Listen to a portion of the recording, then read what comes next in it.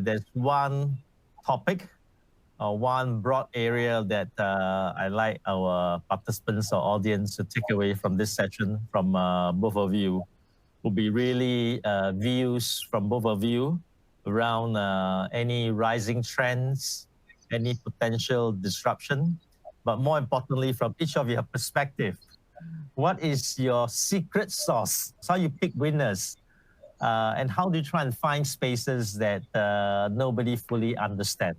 So maybe I start up with you first, Mark. COVID, was a shuffling of the deck for everybody's portfolios, and really interesting to kind of go through the initial triage to discovering who the relative winners and losers are and see where we are now.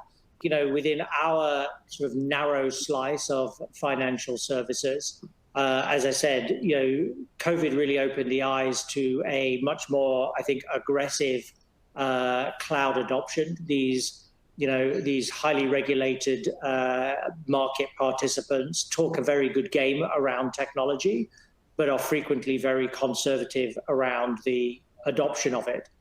And so I think we've seen that. So firstly, data has always been at the center of our investment approach. We are a thematic investor. We're looking for market trends and problems, and hence solutions in the financial market space. I often say, we are a solutions investor, not a technology investor, right? So the trends that we are looking for are the things that your audience are dealing with on a daily basis. They're challenges around capital, they're challenges around settlement risk, they're challenges around anti-money laundering.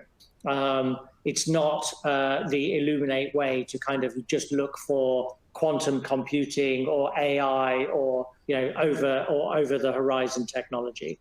So Joan, you spoke quite a lot about the very interesting opportunities out of China. And given the US and China are such big opportunities and markets, from your standpoint, what are the key strengths that both markets can learn? For the US and the China's market, I would say they are very, very tightly linked together. First of all, the concept of venture capital actually started from the US and brought to China 20 years ago. They are a lot of US VC firms, they came to China 20 years ago and to give the concept and the idea how to do venture capital investment in China.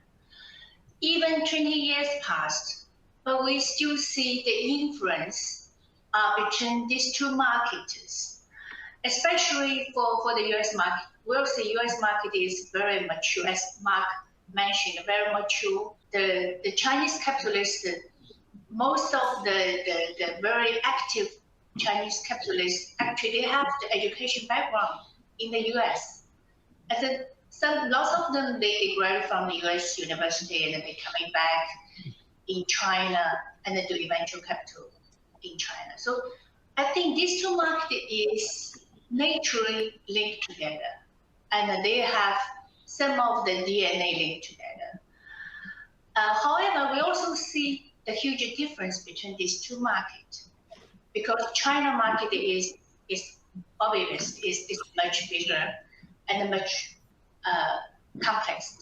So you have to, especially for the Chinese entrepreneur, the Chinese startups and the Chinese capitalists, you have to understand very deeply for the Chinese market and to adapt the business model maybe in each region